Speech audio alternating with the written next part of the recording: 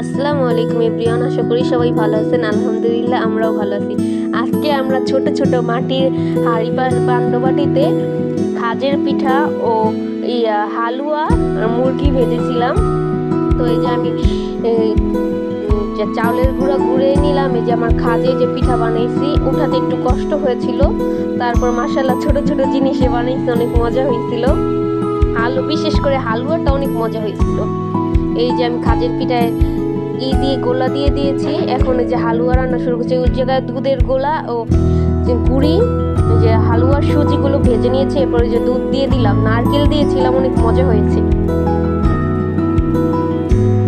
যে দুধ দিয়ে দিলাম। ছোট ছোট এই হাঁড়ি পাতিলগুলো আমি বানিয়েছিলাম, তারপর পরিয়েছি সুন্দর করে, ধুয়ে ক্লিন করে নিয়েছিলাম। এই যে হালুয়ার ভিতরে দুধ দিয়ে দিয়েছি। হালুয়াটা অনেক মজা হয়েছে। চিনি, নারকেলের গ্রান, দুধের গ্রান, গুঁড়া দুধ দিয়েছিলাম, তো তার জন্য বেশি মজা হয়েছে।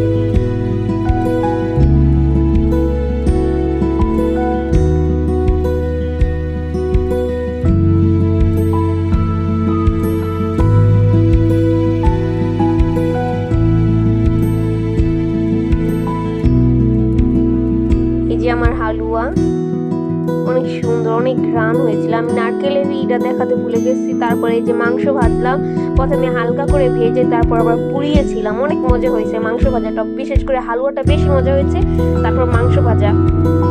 এরপর খাজের পিঠাটা একটু লবণ বেশি হয়ে গেছিল, উঠাতে অনেক কষ্ট হয়েছে। তারপরে এই যে আমার মাংস ভাজা পুড়িয়ে নিলাম।